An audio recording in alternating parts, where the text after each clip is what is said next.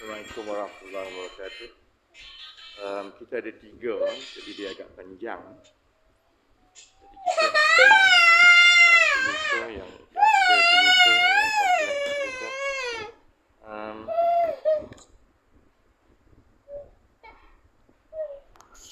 Banyak. Oh, sorry. Kita mulakan yang media dah ada 3 kan. Kita mulakan dengan yang pertama, iaitu berkenaan dengan kerajaan caretaker tidak boleh membuat anugerah tender. Jadi rujuk kepada kenyataan, kerajaan caretaker tidak boleh buat anugerah tender, dan juga satu lampiran berkeliling daripada Kementerian Kewangan Malaysia bertarikh 18 Oktober 2022. So you can refer to that. Dalam kesibukan kempen PRU 15, rakyat mungkin tidak sedar bahawa kita berdepan dengan satu risiko besar. Projek-projek bernilai berbilion ringgit diluluskan dan dianugerahkan secara cepat dalam tempoh kerajaan peralihan ataupun caretaker government. Sejak beberapa minggu lalu, saya telah dimaklumkan bahawa ada satu usaha dan usaha-usaha juga di kementerian-kementerian lain untuk meluluskan projek-projek bernilai berbilion ringgit dengan segera tanpa mengikut prosedur perbendaharaan yang telah ditetapkan oleh Kementerian Kewangan. Maklumat yang saya perolehi setakat ini menunjukkan ada satu projek yang kini sedang diusahakan untuk diberi kelulusan segera secara rundingan terus walaupun dalam tempoh kerajaan peralihan ataupun caretaker. Jadi kalau you boleh tengok rujuk kepada berkeliling, di muka surat depan itu ada jadual. Jadual itu adalah cabutan daripada Kementerian Alam Sekitar dan Air yang menunjukkan 2 projek besar yang sekarang ini sedang dalam proses. Satu telah pun diluluskan dan yang kedua itu yang sekarang ini menjadi pertikaian kerana ada usaha untuk meluluskan projek tersebut secara rundingan terus di dalam masa caretaker government. Di belakang itu adalah perkeliling perbendaharaan. Saya sertakan perkeliling perbendaharaan yang dikeluarkan bertarikh 18 Oktober 2022, jadi lebih kurang 3 minggu yang lepas, mengenai pelaksanaan perolehan kerajaan semasa fungsi caretaker government. Perenggan 3, perkeliling ataupun aku janji, termasuk rundingan atau aku janji baru yang boleh membebankan kerajaan persekutuan yang baru. So I can read it very clearly, terutamanya kepada mereka yang menonton di luar. Selaras dengan garis panduan peranan dan fungsi kerajaan caretaker yang diluluskan oleh Jemaah Menteri pada 7 Oktober 2022, pelaksanaan perolehan kerajaan oleh agensi-agensi kerajaan persekutuan adalah tertakluk kepada peranan dan fungsi kerajaan caretaker seperti yang berikut. 1, 2 tu, tapi yang paling penting 3, walau bagaimanapun apa-apa komitmen kontraktual atau aku janji or undertaking hendaklah dielakkan, termasuklah apa-apa rundingan atau aku janji baru yang boleh mengikat dan membebankan serta memberi implikasi kewangan kepada kerajaan baru. Satu risiko kewangan yang paling besar dihadapi oleh rakyat, dan selalunya orang biasa tak tahulah. This is I think only politicians yang faham what is happening in this country dalam bab-bab begini. Satu risiko kewangan yang paling besar yang dihadapi oleh rakyat di musim pilihan raya ialah apabila parti-parti politik yang berkuasa perlu mengumpul dana sebagai persediaan pilihan raya. Kebiasaannya, sumbangan-sumbangan dari syarikat-syarikat dikumpul terlebih dahulu dengan janji sumbangan mereka akan diganti dengan projek-projek kerajaan apabila parti itu kembali berkuasa. Sebab itu, tempoh 2 bulan sebelum bubar dan tempoh caretaker government sangat penting Kerana ini adalah risiko rasuah antara yang paling besar dalam negara. The window towards a general election is extremely sensitive because political parties, by tradition, those in power, require to raise funds to prepare for election. So they collect money first. In exchange for that, they will give undertaking that once we come back to power, we'll award you this project and that project. Dan ini yang berkaitan dengan yang saya nak bawa ini. Sebab itu selepas PRU 14 yang lepas, pihak berkuasa menjumpai wang tunai beratus juta ringgit dalam bentuk sumbangan politik kepada UMNO semasa serbuan dibuat ke atas premis yang digunakan oleh Datuk Seri Najib Razak.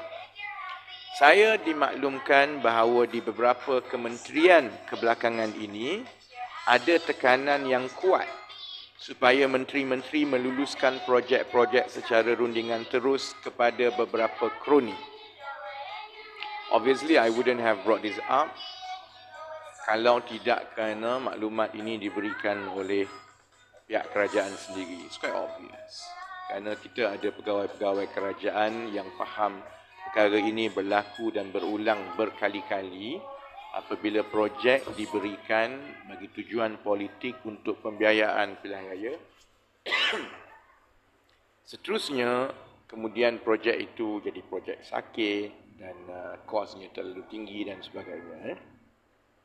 Sebab itu satu kes yang dibawa kepada saya ialah melibatkan Kementerian Alam Sekitar dan Air ataupun KASA di bawah menterinya Datuk Seri Tuan Ibrahim Tuan Man. Ini bukan Menteri UMNO ni tahu, ini Menteri PAS. Yang projek yang kini menjadi kontroversi ini adalah di bawah Menteri PAS dari Perikatan Nasional tetapi melibatkan kroni UMNO. Sebab dia satu keluarga. So everyone is dragged into this. Kementerian ini bertanggungjawab menyelia Jabatan Pengairan dan Saliran ataupun JPS yang mempunyai kontrak-kontrak infrastruktur besar di seluruh Malaysia. So, Kementerian Alam Sekitar dan Air ini, they have big ticket items projects. Projek dia orang selalunya berbilion-bilion because it's huge infrastructure project. Terutamanya kebelakangan ini iaitu projek-projek penyelenggaraan banjir. Semakan saya menunjukkan ada dua projek yang dikendalikan kementerian ini yang melibatkan satu kroni yang rapat dengan pimpinan UMNO dan saya akan ini telah pun menganugerahkan satu tender bernilai RM578.6 juta kepada Mangku Bumi Sendirian Berhad. Syarikat itu bernama Mangku Bumi Sendirian Berhad untuk kerja-kerja menaik taraf kolam tebatan banjir Kerubung Durian Tunggal secara tender terhad ataupun dipanggil selektif di bawah satu program yang dipanggil Jana Wibawa. When I say Jana Wibawa, saya tahu orang-orang di dalam Bersatu dan di dalam UMNO akan takut kerana ini adalah projek-projek yang dianugerahkan dalam 1-2 tahun yang lepas tanpa banyak proses dan prosedur. So it was full with, it was shredded in secrecy. But billions were awarded in the last 2 years under Jana Wibawa on the pretext of giving projects to Bumiputra companies. Projek ini sebenarnya diumumkan sendiri oleh bekas Perdana Menteri Datuk Seri Ismail Sabri. Jadi ada laman di situ boleh ditengok sendiri dan projek ini baru saja lagi dianugerahkan lebih kurang saya ingat dalam 2-3 bulan yang lepas sahaja syarikat Mangku Bumi ini berjaya mendapat kontrak. You actually printed the whole petition, bankruptcy petition.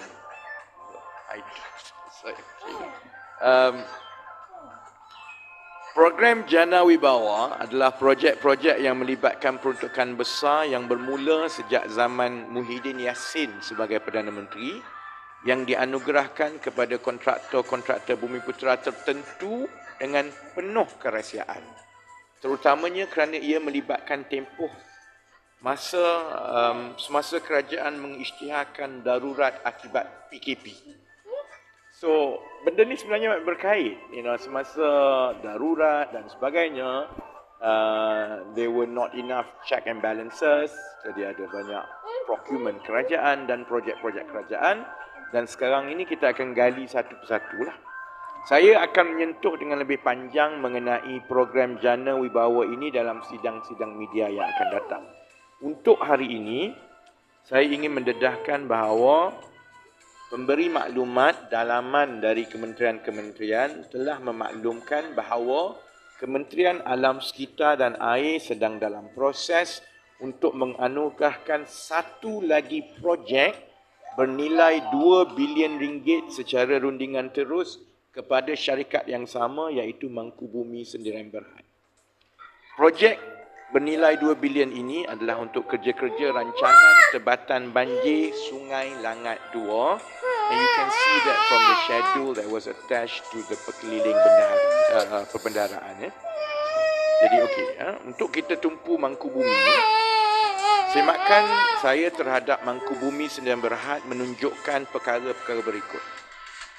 Pertama, syarikat ini tidak memfailkan penyata kewangan di audit kerana memilih status sebagai exempt company. Dalam undang-undang file dengan di bawah akta syarikat, syarikat sepatutnya memfailkan full financial auditor accounts. Hanya syarikat-syarikat kecil tertentu sahaja yang boleh mendapatkan status dikecualikan daripada memfailkan akaun. Ini bukan syarikat kecil. Ini syarikat yang dapat projek 2 bilion ringgit.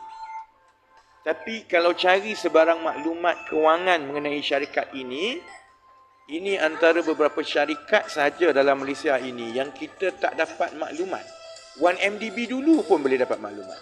That's how I got information about 1MDB. I went to SSM, got the audited financial statements and went through the audited financial statements. This company is shrouded in even worse secrecy than 1MDB kerana you cannot find anything financially on them because they claimed to have the status of exempt company and therefore they are not required by law to file any financial statements when they've been getting Jaya syarikat juga ini yang I thought dia orang print first page je, dia tak payah print the whole petition. Sebab syarikat Mangkubumi ni telah pun ada 2 kes petition untuk muflis di mahkamah kerana tidak membayar hutang kepada kontraktor. If you go and check their record, ini syarikat yang dapat projek bilion-bilion ini, dan juga sedang nak dapat projek rundingan terus, projek banjir 2 bilion. But ini ialah petition between Gembina Sendirian Berhad and Mangkubumi, asking the court to wind Mangkubumi kerana Mangkubumi tak bayar hutang. Ini satu.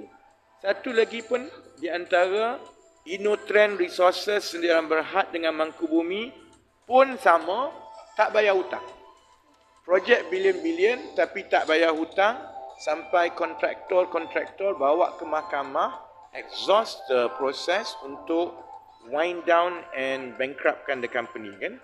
Dan kalau tengok kepada annual returns, I don't know, I think this is also provided kepada wartawan, ya.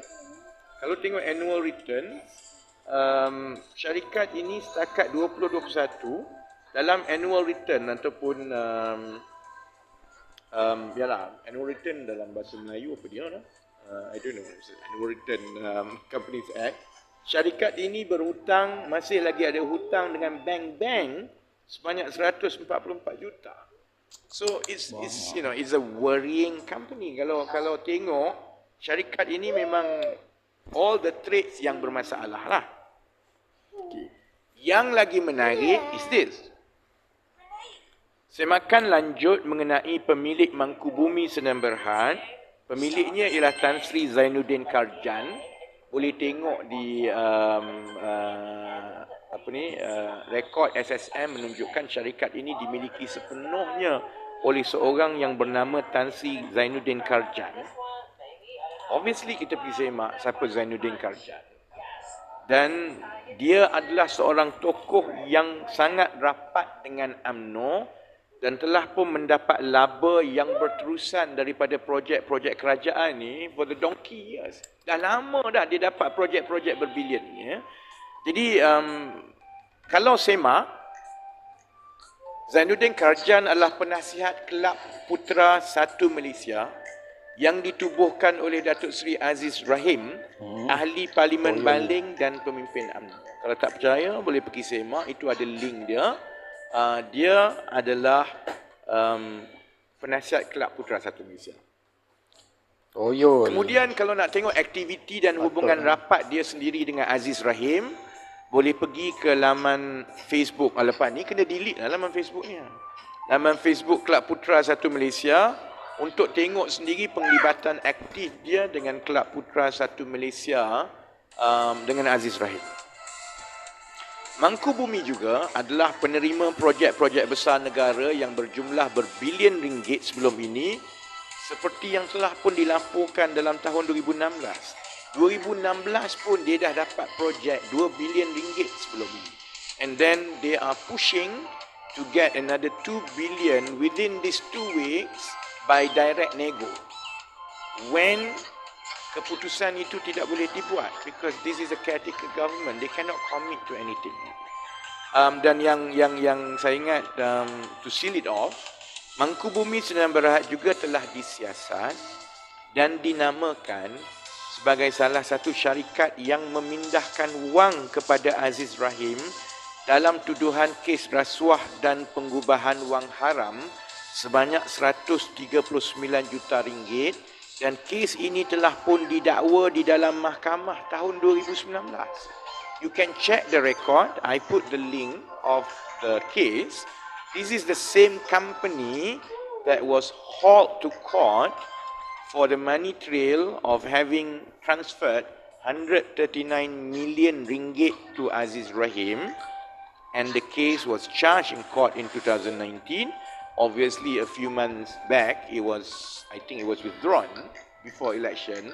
Tapi ini juga syarikat yang sama dan jumlahnya adalah 139 pegawai-pegawai kerajaan, bahawa Kementerian Alam Sekitar dan Air kini dalam proses untuk menganugerahkan projek bernilai 2 bilion ini secara rundingan terus. Perkara ini hendaklah dijawab dengan segera oleh menterinya, iaitu Tuan Ibrahim Tuan Man, Timbalan Presiden PAS. Tambah lagi kerana Tuan Ibrahim Tuan Man juga, walaupun kalau dia nak tai chi kepada UMNO, kepada masyarakat UMNO, dia adalah menteri yang sebelum ini telah pun meluluskan 600 juta ringgit kepada syarikat ini beberapa bulan yang lepas di bawah program Jana Wibawa. Jadi sekarang ada lagi 2 bilion yang sedang diproses. Sebab pandangan saya mudah saja. Kalaupun telah ada apa-apa yang itu kemudian terpulang kepada PAS untuk menjawab apa kaitan di antara Tuan Ibrahim, Tuan Man, PAS dan juga kroni besar UMNO ini, apabila dalam tempoh 6 bulan ada 2 projek bernilai 2.6 bilion yang berkait dengan syarikat Mangkubumi ini. But my interest is quite straightforward. This project should be stopped. It cannot proceed. We cannot allow this 2 weeks window is being used to perpetuate this illicit political funding, especially when Mangkubumi has had track record and had been hauled to court before, and even looking at the company's track record, this is a problematic company yang besar kemungkinan bukan saja soal rasuah, besar kemungkinan juga akan mempunyai kesan-kesan lain kepada pelaksanaan projek akan datang. Jadi itu yang pertama. Kita pergi kepada yang kedua. Banyaknya dokumen ni ha. Kita buka soalan selepas. Ya, so let me finish and then baru kita buka soalan. Yang kedua, saya nak menyentuh tentang pengisytiharan harta, sebab banyak yang media bertanya sejak daripada minggu lepas mengenai pengisytiharan harta saya. It's a bit technical because I think most of you are not trained in finance and valuation. So let me walk you through this. Saya mengalu-alukan segala tumpuan yang diberikan kepada langkah keadilan yang telah mengisytiharkan harta setakat ini. Majoriti calon-calon keadilan telah pun mengisytiharkan harta dan dijangka semua akuan berkanun akan dimuat naik di laman www.calonkeadilan.org dalam masa beberapa hari saja lagi. We are collating. They are all over the country. We've got, I think there's only 2 more yang belum hantar soft copy. So everything should be up and running within the next 2 days. Seperti yang dijangka, reaksi dari BN dan PN adalah untuk menimbulkan perkara-perkara remeh-temeh berkenaan pengisytiharan harta saya. Saya sudah menjangkakan reaksi mereka dan that's expected, and I'm very happy because it provides us an opportunity to explain and to expose the hypocrisy. Ini bola tanggung yang baik dalam kempen PRU 15 ini. Ada beberapa perkara yang ketara di mata pengundi ekoran daripada reaksi BN dan PN kepada pengisytiharan harta saya. Pertama, BN dan PN tidak berani mengisytiharkan harta. Dalam keadaan rakyat menilai untuk memilih calon-calon yang bukan sahaja mengaku bersih tetapi dibuktikan bersih, kegagalan BN dan PN mengisytiharkan harta membezakan kredibiliti di antara kredibiliti anti rasuah keadilan dengan parti-parti dalam BN dan PN. Itu tak campur yang saya sebut lagi tadi tu, yang pasal projek rundingan terus 2 bilion semua. By the mere fact that they refuse to declare their assets, no matter how they do their chest beating and claim that they are clean or have credibility, in the eyes of the voters, if you've got nothing to hide, it shouldn't stop you. It's actually quite straightforward. If you've got nothing to hide, you can explain. Kalau kita berdalih macam-macam, maksudnya ada benda yang disembunyikan. Mereka juga menyerang pengisytiharan harta saya dengan perkara remeh-temeh untuk mengalihkan perhatian dari keengganan mereka mengisytiharkan harta. So obviously when they can't, then they had to deflect and divert the intention, the attention to little details that they themselves don't actually understand. Perkara remeh-temeh yang ditimbulkan menunjukkan kebodohan kerana jelas mereka tidak faham mengenai industri teknologi dan suasana pelaburan dalam syarikat-syarikat pemula ataupun tech startups, sedangkan BN dan PN adalah kerajaan yang sepatutnya memajukan industri syarikat pemula di negara ini. I had few days of entertainment reading how stupid people can be. Because if you don't understand read, if you don't understand what you read, Google and try to find videos to understand how valuation works. Tapi nampak sangat tak cerdik.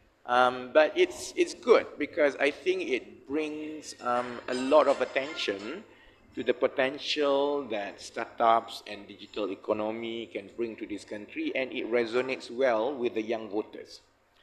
Pun begitu, saya mengambil kesempatan untuk menjawab beberapa perkara yang ditimbulkan. Bagi saya, serangan dari BN dan PN ini memberi peluang kepada saya untuk memberi kesedaran kepada rakyat mengenai potensi ekonomi digital yang sepatutnya menjadi tumpuan negara. 3 perkara utama yang ditimbulkan oleh BN dan PN adalah, pertama, soal nilaian ataupun valuation saham-saham saya di dalam syarikat pemula yang dituduh tidak masuk akal kerana mendakwa syarikat pemula mengalami kerugian. Dia tak tahu macam mana dia nak attack tau. So, sekejap dia attack sebab dia kata saya kaya sangat. Lepas tu sekejap dia attack sebab dia kata saya sebenarnya tak kaya. I mean, decide which angle you want to focus. You know? So yang kedua, angle of attack itu ialah kononnya soal punca sebenar harta bersih saya bernilai 18 juta ringgit kerana pada pandangan mereka, syarikat pemula tidak boleh mempunyai nilaian sebegitu tinggi. Ya, kalau you buat projek pakai tender kroni, memanglah orang tak nilai because there's nothing that you bring but jadi Alibaba. Of course lah, your company doesn't make that much valuation lah. But if you develop something, obviously investors look at it differently. Dan yang ketiga, tuduhan dari pimpinan Bersatu, Rashid Hasnun, kononnya saya menggunakan sumbangan orang ramai untuk kekayaan peribadi. So it's like, so the angle of attack actually come from, tidak ada satu pun yang menjawab kenapa parti-parti mereka tak pula untuk isytiharkan harta. Nevertheless, I will answer one by one begini. Pertama, let's go through soal valuation. I think the media looks so bored here because obviously, this is not something that you go through every day. But for the benefit of especially the younger ones, this is how valuation is done. Nilaian syarikat pemula yang berasaskan teknologi bukanlah bergantung kepada keuntungan tahunan semata-mata. Lain kali nak buat komen, make sure you are a chartered accountant first and have been a CFO before you make comments. Kau tidak malu kat orang. Prinsip account pun tak lepas nak buat komen.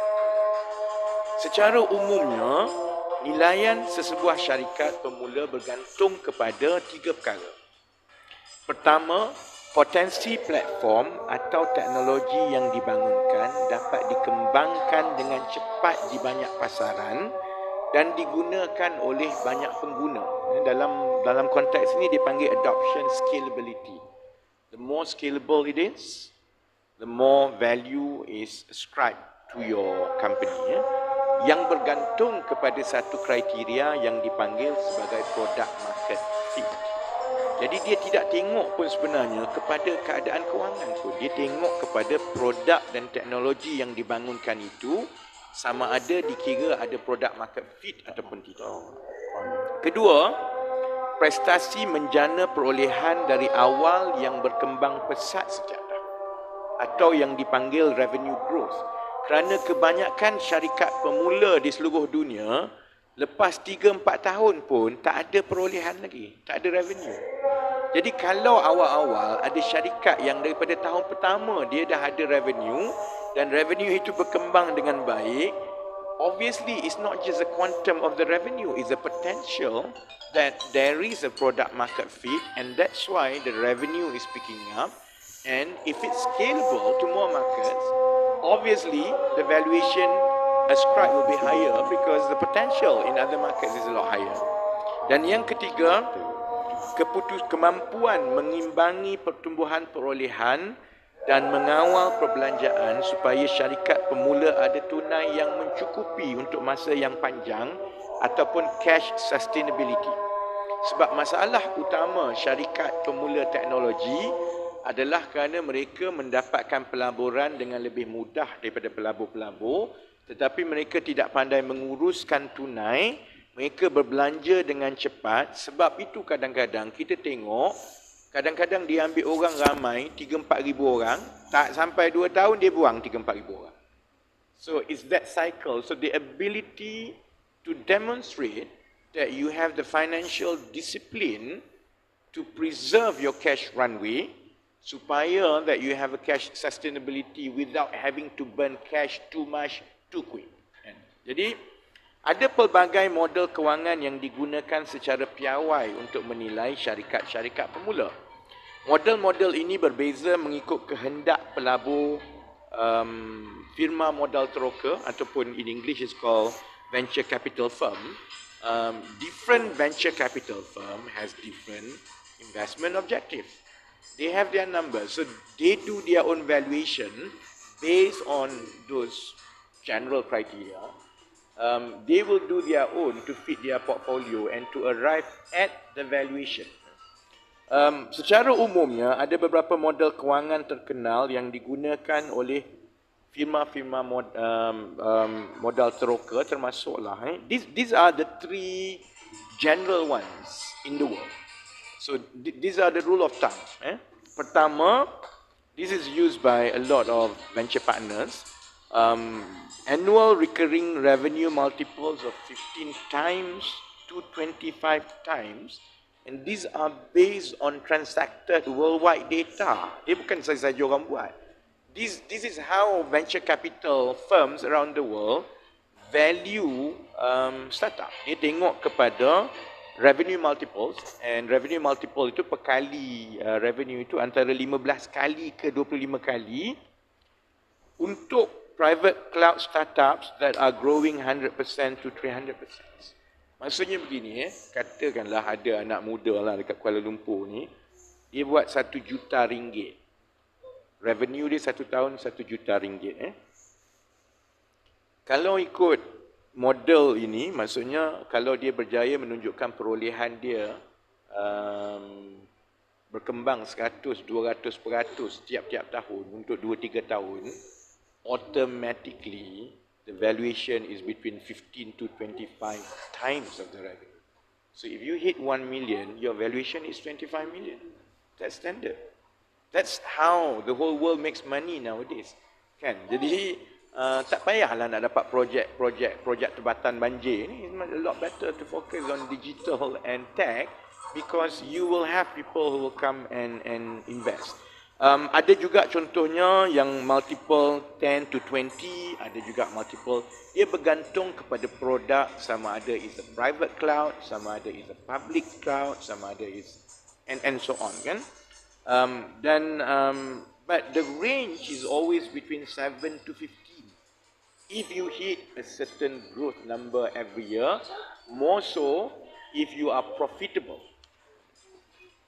Apapun kaedah nilaian yang digunakan oleh pelabur-pelabur, akhirnya harga saham yang diterbitkan dan dilanggan oleh pelabur bergantung kepada persetujuan harga di antara syarikat pemula dan pelabur atas prinsip willing buyer and willing seller. This is the bit yang orang buat bising tu dia tak faham. Do you think that venture capital firm pandai-pandai je bayar? They put money because they think it's worth that money and they hope you grow. So it's, you strike, you negotiate. At the end of the day, it's what the investor value your company, regardless of what method is used and what they are willing to pay. Jadi, untuk saya terangkan segala soalan ini, kata syarikat bofles lah, rugi lah, ini semua macam-macam UMNO lah. Dia tak reti pun. So they create all this. So I think it's only fair that I at least explain. Invoke ada 2 buah anak syarikat. Apabila kita menerbitkan saham-saham baru kepada pelabur, pelabur membeli saham Invoke dan bukannya saham kumpulan syarikat. There is no such thing that you raise capital for the group. You raise capital for the company. Never mind that the company actually has subsidiaries. So when you raise for the company, is the financial of the company that is being used to value your company. So in the case of Invo is actually profitable at the company level since 2020. It's only the first year that we didn't make money. Hanya tahun pertama yang kita mengalami kerugian. Selepas itu, tahun 2020, dan 2021, and now 2022, we actually make profits every year at a good margin. And in the case of startup, selalunya startup 5-6 tahun pun tak ada revenue, let alone making profit. That's why, as far as the investor is concerned, it has potential value. Keuntungan Invoke mengikut tahun seperti berikut. 2020 is 507,000 ringgit. 2021, 653,000, and anticipated profit for 2022 is about 1.5 million. We are about 1 month away from closing the account. It's about 1.5 million. So the jump in profit is also very healthy growth-wise. Di kalangan syarikat pemula dan syarikat teknologi di seluruh dunia, keupayaan menjana keuntungan dari mula adalah satu prestasi yang baik kerana lebih 90% syarikat pemula tidak pun menjana keuntungan selepas 5 tahun beroperasi. Even Grab has not made money all these years. Food Panda does not make money all these years. So if you have a local startup that actually makes profits after second year, obviously it creates a buzz. Especially the kind of things that we do is data science, which is we may be the only one in this country that actually does data science as a platform product.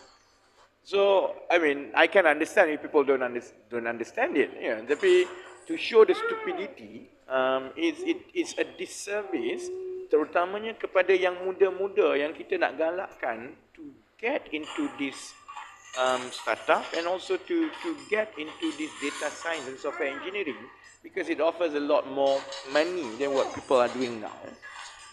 Propaganda BN dan PN kononnya Invoke mengalami kerugian hanyalah kerana mereka tidak faham membaca penyata kewangan yang penuh. That's why I say next time, go to school. Belajar baca macam mana nak baca financial statements before you make a fool of yourself. Kerugian Invoke hanyalah di peringkat kumpulan dan kerugian itu semakin berkurang dari satu tahun ke satu tahun. Serta dijangka akan mula mencatat keuntungan terkumpul di peringkat kumpulan dalam masa beberapa tahun akan datang. So, terbitan saham terakhir Invoke adalah dalam tahun 2022 pada nilaian 75 juta. We actually issued shares at 75 million ringgit valuation lebih kurang 6 bulan yang lepas. So what I included at 17 million valuation, that is already extremely conservative by any standard. But I mean, it's a paper value. The whole idea is to grow the company and then list it in 2 or 3 years. Because once you IPO it, then you realize the gains. Then okay lah, I have money lah. But now it's paper value. But even then, we transacted about 6 months ago at 75 million. So 17 million ringgit valuation is not a big deal. Tapi itu masalah rakyat Malaysia kerana kita sangatlah ketinggalan zaman. We don't know the opportunity. You don't know that basically you can take a bunch of kids, train them for 2 years, build a company, and they can build a 50 million company in 2 years. If you do it right. So, but now, everyone is making fun and so on because they don't understand. And this is the bit that you notice, I purposely built the storyline to come to this. Because I want to tell the younger ones that you don't have to be corrupt. You can product that can go to Indonesia, to Australia, to Philippines, and people will value your company. You will make your millions by the time you are 30 plus, if you work hard. Tapi yang paling penting, okay, this is the clinch lah. That's why you can't fault me for being cocky because it's not my words. This is an official valuation. Nilaian 75 juta itu pun yang kita terbitkan saham sebenarnya lebih rendah dari nilaian rasmi yang dibuat oleh Cradle, iaitu sebuah agensi rasmi kerajaan yang meletakkan nilaian Invoke pada harga 105 juta ringgit. Our official valuation by the government, by Cradle, is actually $25 million or 105 juta ringgit. Kalau tak percaya, that's the print screen, or you can go to my www.mystartup.gov.my yang dikendalikan oleh Cradle and you can see that Cradle value us at $25 million. Dan valuation itu pun tidak dibuat pun oleh Cradle. Valuation itu dibuat oleh sebuah firma penilai bebas antarabangsa iaitu Venture Cap Insights. So you can go and check Venture Cap Insights based in Singapore, how they do valuation. It's actually an internationally recognized valuation. Whether or not we can attract investments at 105 million, that's a different thing. That's why I say it's a willing buyer and willing seller basis. Officially, the valuation is at around 105 million, but so far we transacted at 75 million. That's good enough for me. But if only the public understand the potential that the country can do with our young people, there can be more and more companies or startups like this that can attract investments from all over the world. So semua terbitan saham-saham Invoke yang telah dilanggan oleh pelabur-pelabur dalam dan luar negara telah didaftarkan di Suruhanjaya Syarikat Malaysia dan diaudit sepenuhnya. Pelabur-pelabur antarabangsa, we have a few international investors yang memegang saham di dalam Invok juga melantik firma penilai bebas sebelum membuat pelaburan dalam Invok. Think about it lah. International investors or firms will not put in their money just by print screen satu financial shot daripada SSM macam yang budak-budak ni duk buat. Obviously they would have conducted a due diligence, and they appointed a valuation firm, did the due diligence, and that's the value that they agreed. Okay, bahagian kedua yang ni lebih sinister. Very quickly, ini melibatkan yang Rashid Hasnun bising ni. Tuduhan yang dibawakan oleh Rashid Hasnun, calon bersatu untuk Batu Pahat, lebih berniat jahat untuk menimbulkan persepsi kononnya saya menyelewengkan sumbangan orang ramai untuk mengkayakan diri sendiri. Let me disclose this. I can disclose it because I have nothing to hide. These are all official records dekat LHDN dan sebagainya. But it's also to prove, terutamanya lah kepada yang geng-geng UMNO PAS bersatu ni, that you can actually be successful and make money without being corrupt. Saya mencecah simpanan tunai melebihi 2 juta ringgit tunai menjelang umur saya 30 tahun. By the time I was 30, my cash saving was already about 2 million because of my career. Saya memulakan kerjaya sebagai accountant bertauliah di London dan mendapat gaji dalam pound awal-awal. Apabila saya kembali ke Malaysia, saya dinaikkan pangkat dengan begitu cepat dalam masa 2 tahun. Pada umur 26 tahun, gaji permulaan saya di Petronas adalah RM3,750. Setelah 6 bulan, saya disahkan sebagai pengurus termuda dan gaji naik kepada RM11,000 sebulan. At 26. Pangkat setahun selepas itu sebagai ketua bahagian perancangan petrokimia Petronas, and I was the youngest at that time, pada umur 27 tahun, dan gaji saya pada umur 27 tahun adalah RM25,000 sebulan. Pada ketika itu juga, Petronas memendekkan tempoh perkhidmatan dan umur persaraan dari 60 tahun ke 55 tahun. Because at around 28 years old, when I was 28 years old back then, because Petronas reduced the service daripada 60 ke 55, I lost 5 years, saya dibayar pampasan RM400,000 for that 5 years pada umur 29 tahun. So you can imagine, I did have a lot of cash when I was young. Saya juga berada dalam industri minyak dan gas pada ketika harga minyak naik mendadak dan bonus yang besar. Sepanjang 7 tahun saya berada di Petronas, bonus tahunan purata saya adalah antara 10 hingga 12 bulan setahun. I used to get an annual bonus of 1 year. So, you can do the maths. At around late 20s, I was actually earning more or less about 50,000, 40,000, 50,000 a month. Sebab itu is a very cheapskate. Everyone knows that I had a good career when I was young. That's why I could walk out of corporate and say that, you know what, okay, let me do national service because I had enough cash to last by the time I was 30, and that's why I had the freedom to be in politics without being corrupt and so on. Tuduhan yang dibuat oleh Rashid Hasnun itu sebenarnya telah pun dimainkan oleh kumpulan geng Azmin ini pada ketika itu mereka masih berada di dalam keadilan dalam tahun 2017. Now they all have left PKR and they are part of Bersatu. So they bring this up. This has been addressed before. Dan saya telah menunjukkan bukti secara terperinci di blog saya dengan berkongsi senarai keluar masuk wang di dalam akaun Invok. So you can actually go to my blog and search 2017 postings and you can see all this has been addressed pun previously. Yang lagi penting begini, Penyata kewangan dan percukaian Invoke juga telah diaudit sepenuhnya dan difailkan dengan pihak-pihak berkuasa, termasuklah dengan Suruhanjaya Syarikat, dengan LHTN dan juga dengan Jabatan Kastam. Sebab masa itu ada GST. So you also have to file your tax, you also have to file with custom and excise.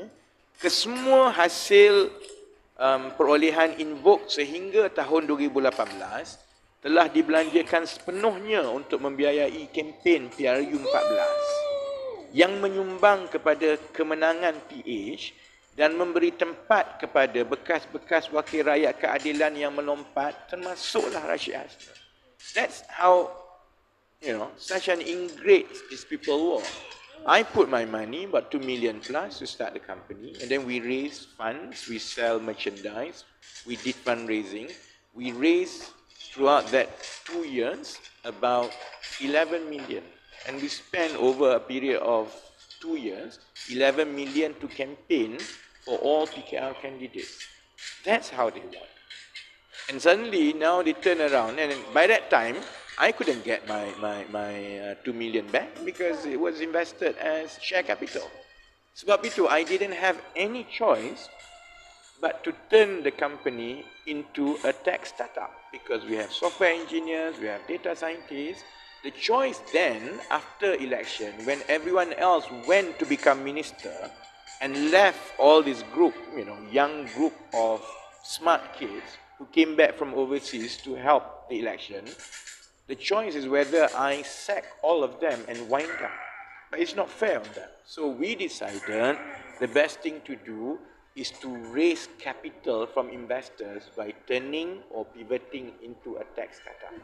That's how we raised. And so far we had raised 11 millions from investors over a period of 2 years. So sebab itu semua rekod-rekod ini, dari gaji dan pendapatan saya, penyata-penyata kewangan, penyata-penyata percukaian, baik Invoke punya, baik saya punya, semuanya ada dengan pihak berkuasa.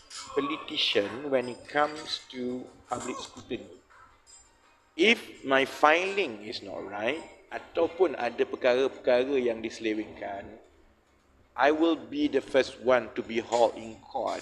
Sama macam Najib kena, sebab tak declare assets or tak declare pendapatan dan sebagainya. I mean, the fact that until today everything goes well because we account for every single cent and we have all the documents, and in fact all these documents are public records that can be checked at the very least dekat Companies Commission. Jadi saya percaya penjelasan-penjelasan saya semakin menyalahkan kebodohan pihak lawan yang tidak ada modal kerana enggan mengisytiharkan harta. If you don't want to declare, just shut up. Senyap sajalah, tak payah bising lah. Kerana lagi banyak menyala. Bising, lagi orang nampak yang is low blow. Nampak sangat untuk mengalihkan perhatian kan. Tapi yang lagi penting, and that's what I'm focusing every night when I talk in my ceramah.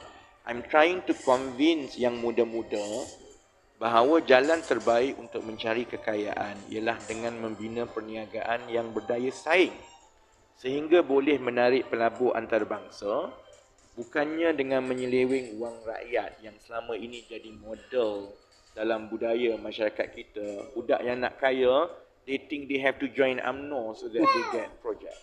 I want to prove that you don't have to do that. So insyaAllah, I think we should be able to prove sometime in the future. And once that's done, I think we can contribute to creating better paying jobs, better jobs for everyone. Last one, I have to respond mengenai manifesto PN. Sebab semalam PN dah lancarkan manifesto. Saya meneliti pelancaran manifesto Perikatan Nasional oleh Tan Sri Muhyiddin Yassin semalam. Modal utama PN yang cuba disampaikan oleh Muhyiddin semalam berkisar kepada beberapa perkara sahaja. Pertama, tawaran-tawaran populis sebagai gula-gula pilihan raya untuk memikat pengundi muda seperti pengurangan bayaran PTPTN kepada kumpulan sasar yang lebih besar. Dan kedua, Muhyiddin mengaku rekod penyelewengan PN yang dikatakan lebih bersih daripada BN dan PH. Sebagai pengarah pilihan raya dan jurucakap kempen PRU 15 bagi pihak keadilan, adalah menjadi tanggungjawab saya untuk memberi reaksi awal kepada manifesto PN semalam. Saya yakin kepincangan-kepincangan pentadbiran PN selama 18 bulan dan tawaran manifesto yang kita akan terus bagi perhatian sepanjang tempoh berkempen 2 minggu ini. Berikut ialah bidasan-bidasan awal saya setelah pengumuman semalam. Yang pertama, rekod pentadbiran PN yang gagal selama 18 bulan.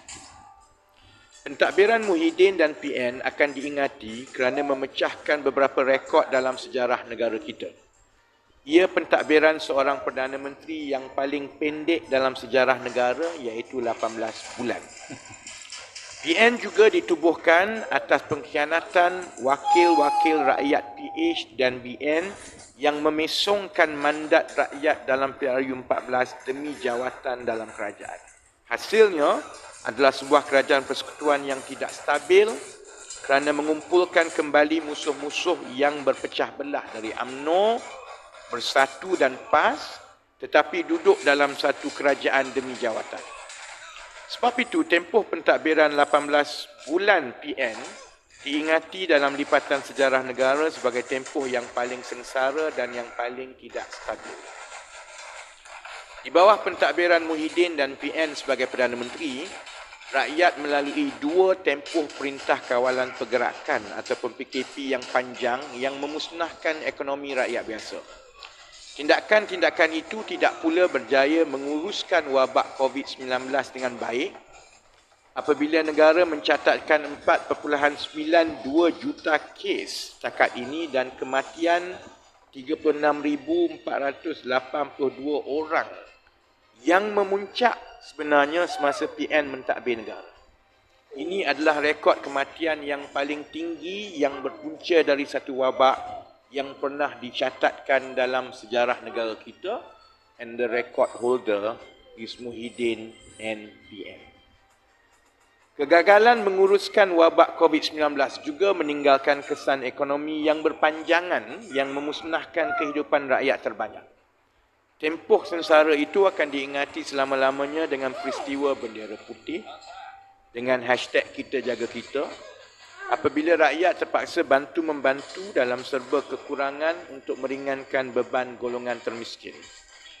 Pentadbiran Muhyiddin dicemarkan lagi apabila beliau menggunakan darurat untuk kekal berkuasa. Ia satu lagi rekod penggunaan darurat semasa aman yang terpanjang dalam negara kita sehingga menimbulkan kenyataan-kenyataan yang dilihat bercanggah dengan institusi raja-raja. So dia pegang rekod paling pendek dalam sejarah jadi PM. Dia pegang rekod paling ramai orang mati masa dia jadi PM. Dia juga pegang rekod darurat paling panjang masa dia jadi PM yang paling pendek. So, for a prime minister to, or a former prime minister to give such a glowing praise of his track record. Sebab itu saya ingat perlu diberikan perhatian balik supaya rakyat ingat the actual track record. Muhyiddin akhirnya terpaksa meletakkan jawatan dikala jumlah kematian rakyat akibat COVID-19 semakin memuncak. Kedua yang saya nak bidas, tawaran dalam manifesto sebenarnya tidak dilaksanakan semasa mereka menjadi kerajaan. They had a chance. They were in government, they could have done what they promised last night, but they didn't. Antara tawaran-tawaran populis adalah pemotongan pembayaran balik PTPTN kepada golongan sasaran yang lebih besar, iaitu termasuk peminjam yang tidak mendapat ijazah kelas pertama. They want to widen the base to give exemption for repayment to more people. Muhyiddin dan PN lupa bahawa sejak 2018, Bersatu dan PN yang mengawal hala tuju dan pentadbiran PTPTN Bersatu iaitu Wan Saiful Wan Jan.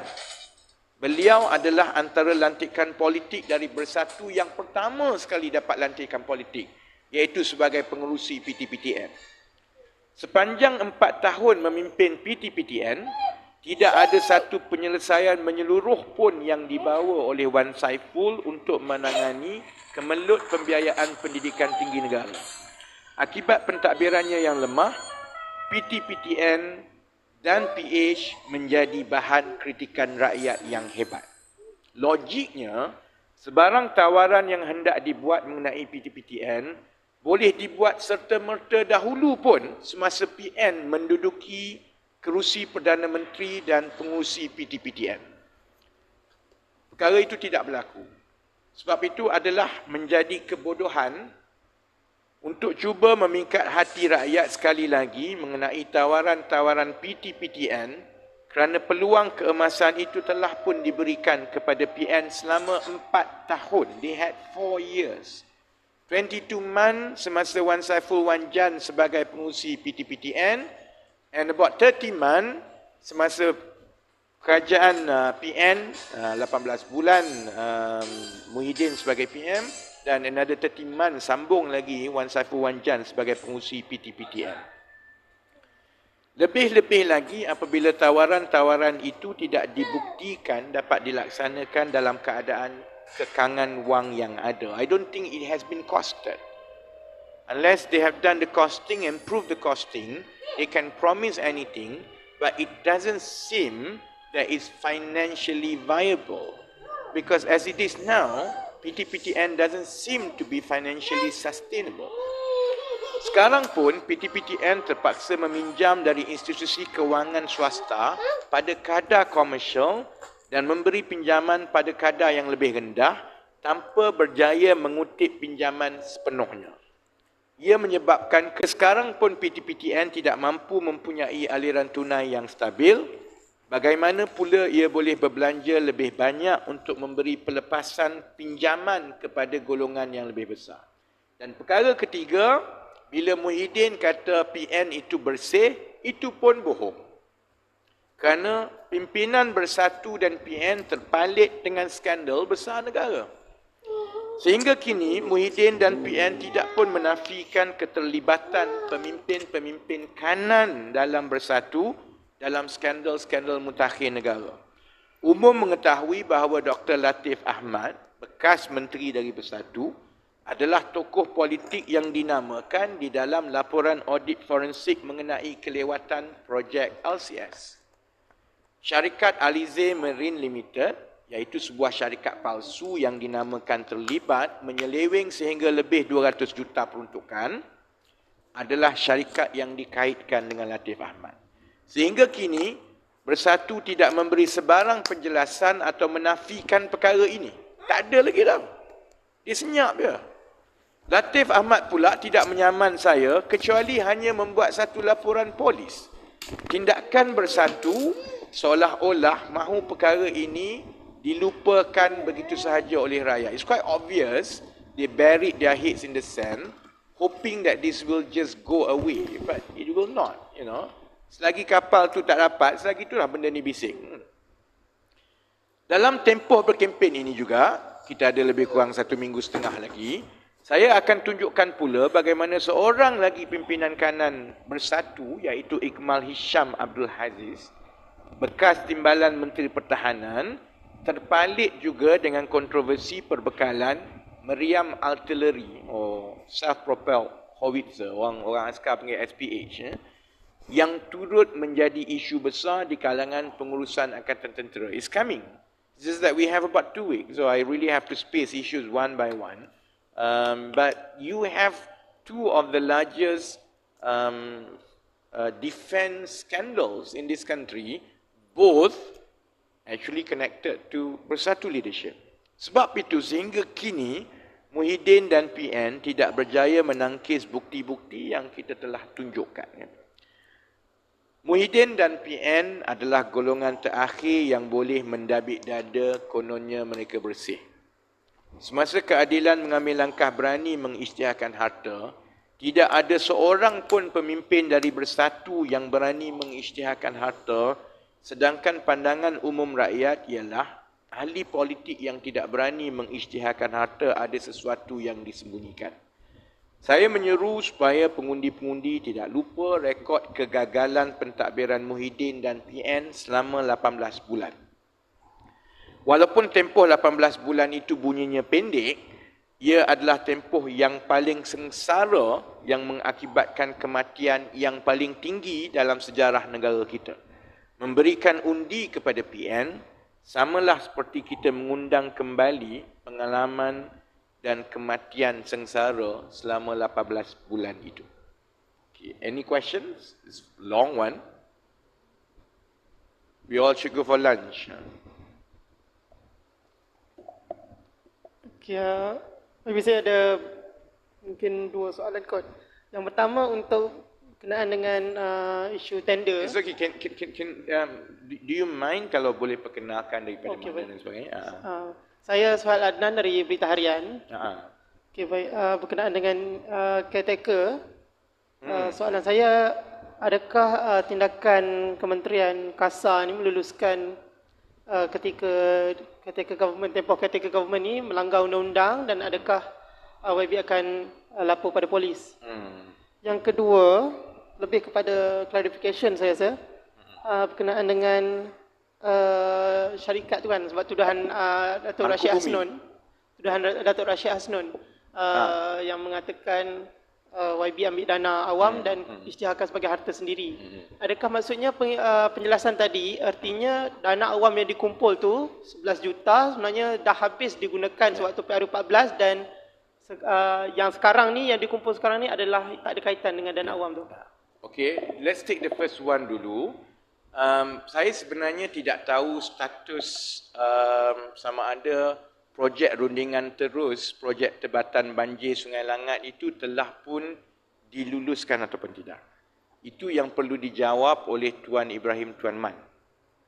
Sebab kalau ia diluluskan dan saya mendapat maklumat, ia dalam proses diluluskan dalam tempoh 2 minggu ini, sedangkan Pekeliling Perbendaraan menetapkan, dan itu sama juga dengan keputusan Jemaah Menteri, bahawa tidak boleh ada sebarang keputusan aku janji atau anugerah dalam tempoh kerajaan caretaker. Jadi kita kena tunggu maklumat selanjutnya, tapi perkara yang paling baik ialah saya minta Tuan Ibrahim Tuan Man supaya dengan serta-merta membuat kenyataan dan memastikan bahawa keputusan itu tidak dibuat sehinggalah kerajaan baru dipilih. Kerana kalau telah dibuat atau akan dibuat, itu memang melanggar peraturan perbendaraan dan boleh disiasat sebagai salah guna kuasa. Yang kedua tadi, bising batu pun, this thing is actually on. Yang kedua, clarification saudara itu adalah tepat. That's exactly what happened. Semasa saya memulakan syarikat, wang yang saya masukkan itu dia jadi saham. Saham tu tak boleh ambil balik. You letak, you belanja habis kan.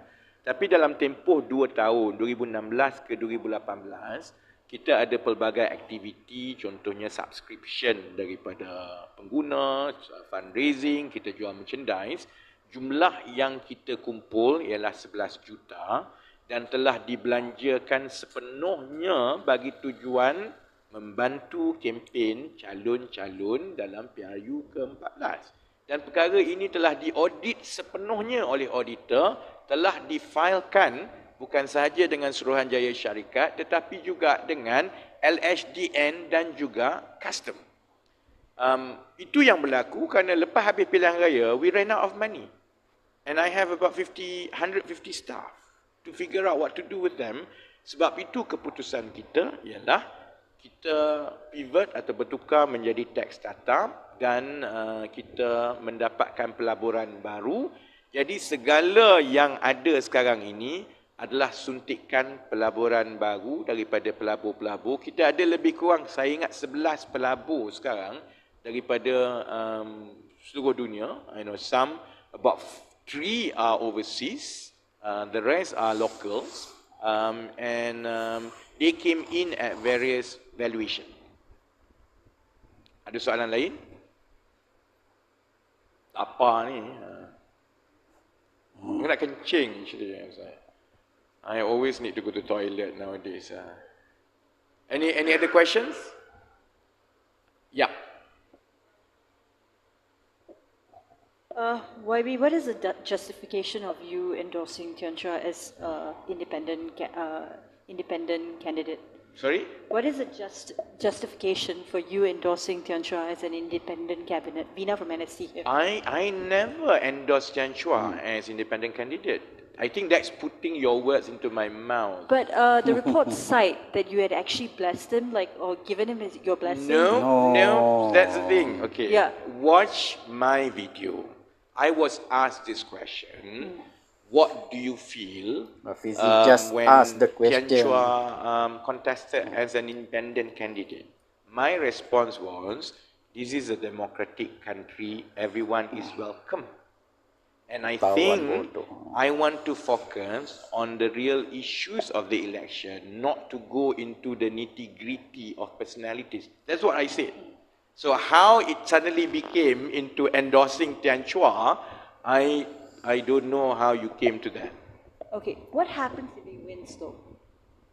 Well, I don't think he will win. Prabha will win, hands down. Confirm, Prabha menang. So that issue is speculative and doesn't even arise. Prabha will win, hands down. And we've seen the numbers. So,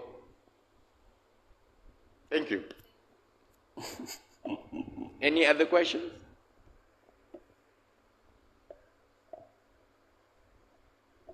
Get an update on Tian Chua as well. Has he been sacked from the party already? Well, as I say, everyone is busy running, campaigning. So I think the party's administrative process is suspended. After PRU it is given that anyone who stood as an independent candidate or a different party's candidate, automatically the membership, they will lose the membership automatically. But the due process obviously will take place after the general election. And that's exactly what I said, which was nothing different from what Anwar Ibrahim said anyway. It's just that, as we run this election, it's ridiculous to think that suddenly the Setiausaha Agong and then President and the party has to come back just to decide, okay, let's sack Tian Chua. It doesn't work like that. Automatically, his membership is gone. It's given. But of course, the paper, because we are subjected to constitution, we have to file the RONs, all that will happen most probably after election. The election. And secondly, have all the candidates from PKR declared their assets? As of yesterday, I was updated that I think only 2, we are still waiting for 2 who have not submitted. So the rest have actually submitted the soft copy of their declaration, and it's being uploaded as we speak. So hopefully, we will have everything within 2 days and upload everything within 2 days. Thank you. All right. All right. Everything else? Anything else? Yeah. Hi, I'm Benjamin Lee from The Star. I wanted to know, recently, Khairi Jamaluddin, he seemingly opposed your views when it came to declaration of assets. He said that... That's fine. I mean, people can oppose anyone's views. But he said that assets should only be reviewed for those who are nominated to cabinet. So, do you think that's right? Or do you think... Well, I disagree. I think given how cynical people are and voters are, and the problem with, it's a question of standards of transparency that you want to introduce, right? I know, for example, civil servants declare their assets internally. But I think the public actually expects, you know, a higher transparency, that internal declaration maybe is no longer enough dah. So likewise, when it comes to ministership, kan, of course, you know, minister will say that they will declare to XPRM. The problem is, if the public's trust in XPRM's credibility is a bit low, so it defeats the purpose of doing asset declaration, and people think that there's collusion there's something being hidden. So if we want to really regain the public's confidence, my view is, let's be as transparent and as open as possible. Do it under oath, show it to everyone, because it's not just about politics.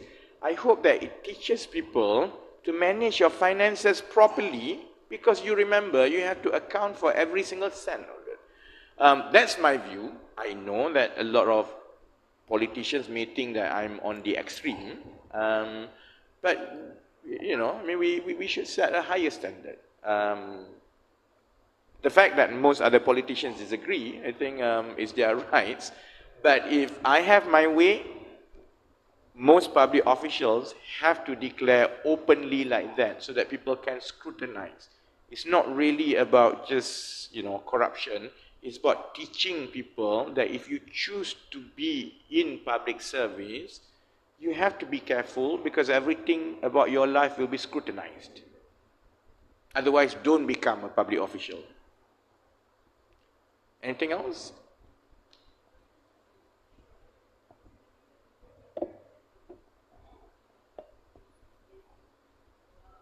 I never said that. I don't give blessings. I don't know. It's definitely being super misquoted. Twist. Wartawan twist. In fact, this is the first time I'm hearing it. I don't know which report says that. Twist, jangan tak twist. Which portal basically reports that? And you can check the live Facebook is on PKR's page. There's no such thing. I say it is right.